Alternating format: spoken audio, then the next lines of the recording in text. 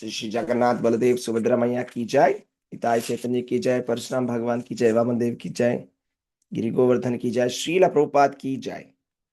ओम अज्ञानतिमिरान्धस्य ज्ञानाञ्जनशलाकया चक्षुरुन्मीलितं येन तस्मै श्रीगुरवे नमः। नमः ओम विष्णुपादाय कृष्णपृष्ठाय भूतले श्रीमते भक्ति वेदांता स्वामिन इति नामिने। नमस्ते सारस्वते देवे गौरवाणी प्रचारिणे निर्विशेष शून्यवादी पाश्चात्य देश तारिणे।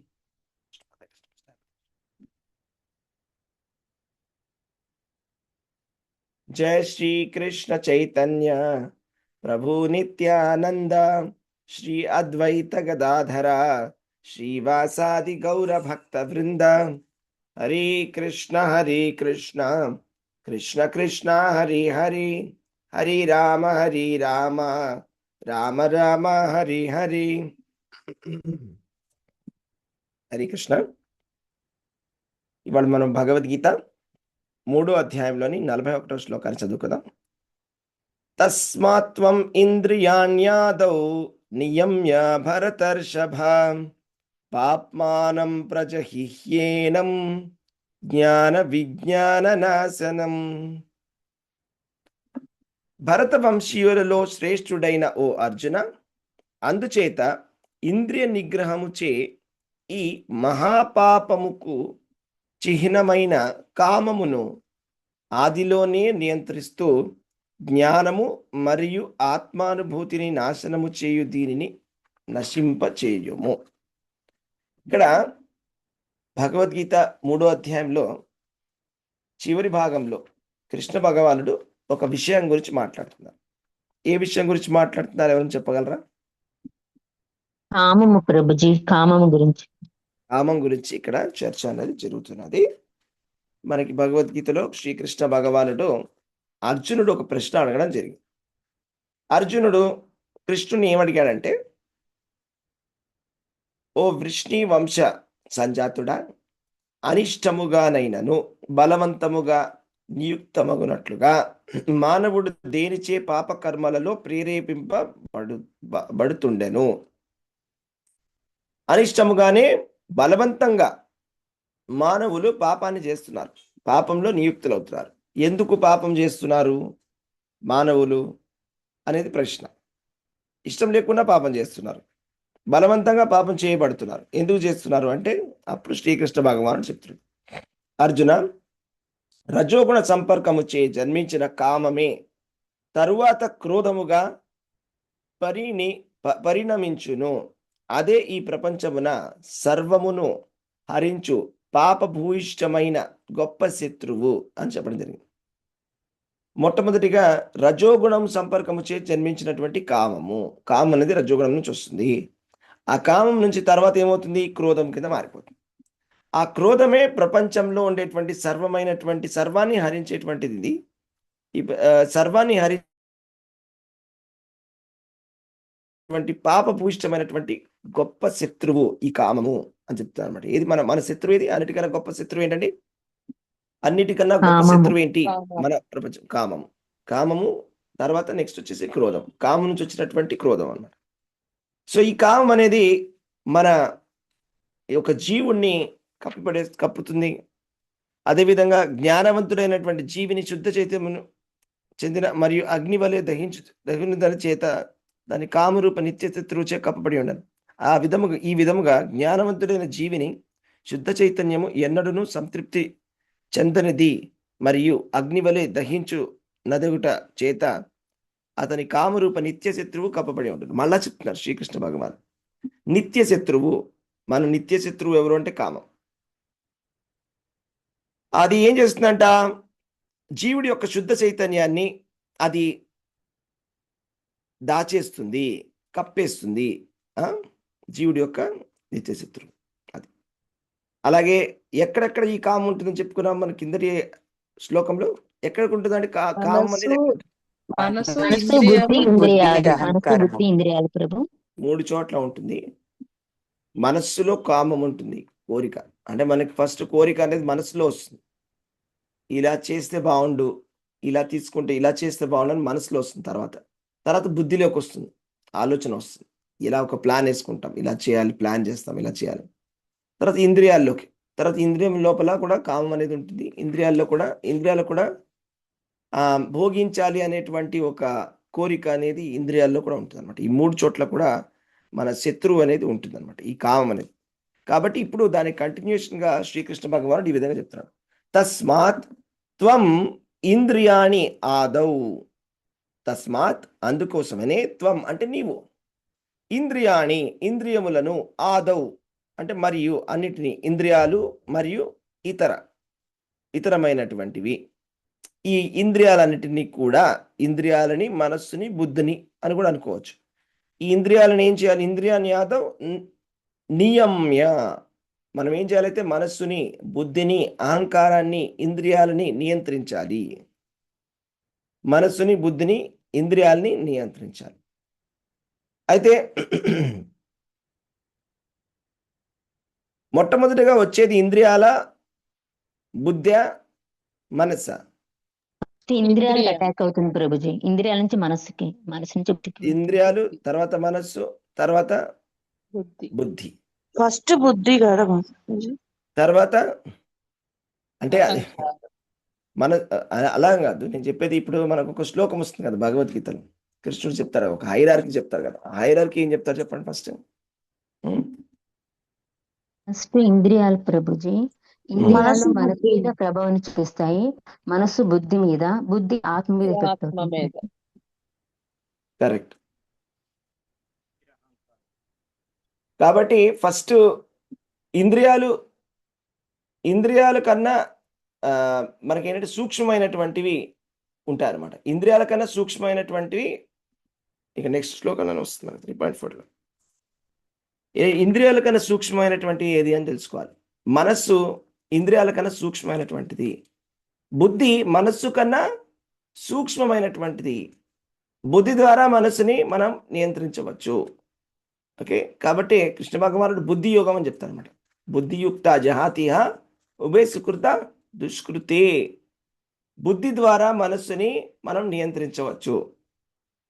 అంటే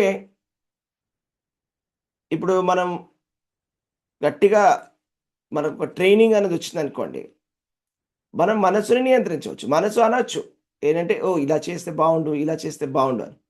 మనకి సపోజ్ మనం కృష్ణ చైతన్యంలో ఉన్నాం అనుకోండి, కృష్ణ చైతన్యం ఇప్పుడు బాగా విన్నాం అనుకోండి, విన్న తర్వాత మనకి సపోజ్ మనకి ఏదైనా ఒకరోజు ఏదైనా పిచ్చి ఆలోచన రావచ్చు. వచ్చినప్పుడు మనకి ఏమవుతుందంటే మన బుద్ధి చెప్తుంది ఇది తప్పు, కృష్ణ చైతన్యం ఉండేటువంటి వాళ్ళు ఇలా చేయకూడదు, ఇది ఒక అపరాధం, ఇది ఒక పాపం అని మనకి బుద్ధి చెప్తుంది.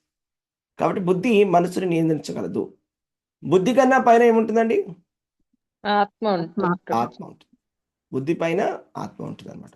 సో ఆ విధంగా ఒక హైరార్కీ అనేది ఉంటుంది.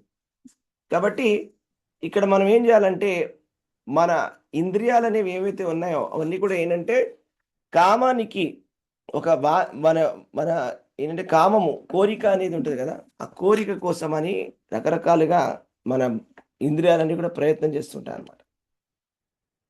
కోరికలు ఏ విధంగా ఎంజాయ్ చేయాలి అనేది మన మనస్సు ఆలోచిస్తుంటుంది. అదే కృష్ణ భగవాన్ కూడా 3.42లో చెప్తున్నాడు. నెక్స్ట్ వచ్చే శ్లోకంలోనే కృష్ణుడు చెప్తాడు, ఇంద్రియాణి పరాణ్యాహు ఇంద్రియేభ్య పరం మనః మనసస్తు పరా బుద్ధేర్ యో బుద్ధే పరసస్తు సహ. జడ పదార్థము కంటేను ఇంద్రియములు ఉత్తమమైనవి, ఇంద్రియముల కంటేను మనస్సు ఉత్తమమైనది, మనస్సు కంటేను బుద్ధి మరియు ఉత్తమమైనది, బుద్ధి కంటేను ఆత్మ మరియు అధికమైనటువంటి ఉత్తమమైనటువంటిది అని. కాబట్టి మనం ఏం చేయాలి? ఫస్ట్ బుద్ధి యోగం చేయాలి. బుద్ధి ద్వారా మనం ఫస్ట్ తెలుసుకోవాలి, అంటే ట్రైనింగ్ అనమాట. ట్రైనింగ్ వచ్చిందంటే మనకి తెలుస్తుంది అనమాట. లేకపోతే మనం మనసు ద్వారానే పనిచేసామంటే చాలా తప్పులు అయిపోతాయి. ఓకే, సో సెంటిమెంటల్ అయిపోతాం. సెంటిమెంటల్గా ఉండకూడదు మనం, అవునా? కాబట్టి ఇక్కడ కృష్ణ భగవానుడు అర్జునుడికి ఏం చెప్పాడంటే, ఇంద్రియాలని నియమించు. తస్మాత్ ఇంద్రియాణి ఆదౌ, తస్మాత్ త్వం ఇంద్రియాణి ఆదౌ నియమ్య భరతర్షభ. నువ్వు ఈ ఇంద్రియాలను నియంత్రించు. ఎందుకని? పాప్మానం. పాప్మానం అంటే పాపము మన చేత చేయిస్తుంది. పాప్మానం అంటే మహాపాపమునకు చిహ్నము, మహాపాపానికి చిహ్నం ఈ కామం అనేది. ప్రజహి, ప్రజహి అంటే దాన్ని నియంత్రించి, హి అంటే నిశ్చయముగా, ఏనం ఈ ఇదేం చేయాలి? జ్ఞాన విజ్ఞాన నాశనం. ఖచ్చితంగా దాన్ని నియంత్రించాలి. ఎందుకంటే అది మహాపాపానికి ఒక చిహ్నము కాబట్టి. కామం అనేది మంచిది కాదు, అది మన నిత్య శత్రువు. చాలా గట్టిగా చెప్తున్నాం శ్రీకృష్ణ భగవాన్. కామం అనేది మన నిత్య శత్రువు, కామం అనేది మహాపాపానికి చిహ్నము. దీన్ని ఖచ్చితంగా నియంత్రించాలి, ఖచ్చితంగా నియంత్రించాలి. ఎందుకంటే జ్ఞాన విజ్ఞాన నాశనం, మన జ్ఞానాన్ని మరియు విజ్ఞానాన్ని కూడా నాశనం చేసేస్తుంది. జ్ఞానం అంటే ఏంటి? విజ్ఞానం అంటే ఏంటి? జ్ఞానం అంటే ఏదైతే మన గురువుల ద్వారా తెలుసుకుంటామో అది జ్ఞానము. ఆ తెలుసుకున్న దాన్ని మనం ఆచరణలో పెట్టడం విజ్ఞానం. Yes, correct. జ్ఞానం అంటే నేను శరీరాన్ని కాదు, ఆత్మని అని తెలుసుకోవడం జ్ఞానం. విజ్ఞానము అంటే సంబంధ జ్ఞానం. అంటే విజ్ఞానం అంటే ప్రాక్టికల్గా తెలుసుకోవడం. నేను ఎవరిని? నేను ఆత్మని తెలుసుకున్నాను, కానీ నేను భగవంతుడి యొక్క అంశని, భగవంతుడి సేవకుణ్ణి అని తెలుసుకోవడం విజ్ఞానం. అది భాగవతంలో చెప్పబడింది అనమాట. జ్ఞానం పరమ గుహ్యం మే యద్ విజ్ఞాన సమన్వితం స రహస్యం తదంగం చ గృహాణ గదితం మయా అని చెప్పండి మేడం. 2.9.31లో. అంటే ఇక్కడ ఏం చెప్తున్నారంటే ఈ ఆత్మ మరియు పరమాత్మల జ్ఞానం అనేది పరమ గుహ్యము మరియు అద్భుతము.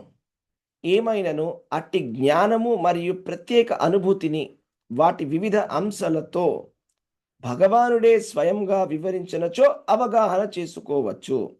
కాబట్టి మనం జ్ఞానం అంటే ఏంటంటే, ఇక్కడ మనం ఏమర్థం చేసుకోవాలి? జ్ఞానం అంటే ఆత్మతత్వం గురించి తెలుసుకో. నేను ఆత్మతత్వం, కరెక్ట్. నేను శరీరం కాదు, నేను ఆత్మని అని తెలుసుకోవడం అనేది జ్ఞానం. అలాగే ఇక్కడ చెప్తున్నారు విజ్ఞానం అంటే ఏం చెప్పాను నేను? విజ్ఞానం అంటే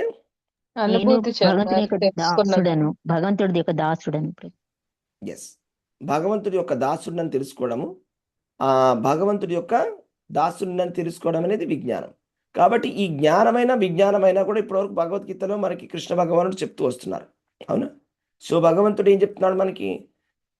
నువ్వు శరీరానివి కాదు, నువ్వు ఆత్మవి అని చెప్తాడు కృష్ణుడు అర్జునుడికి. తర్వాత కృష్ణుడి ఆయన గొప్పతనం గురించి ఆయన చెప్తాడు, భగవంతుడి గురించి, భగవంతుడు ఎంత గొప్పవాడు అని చెప్తాడు. చెప్పిన తర్వాత ఆయనకి జీవులకి ఉన్నటువంటి సంబంధాన్ని ఏంటో చెప్తారన్నమాట.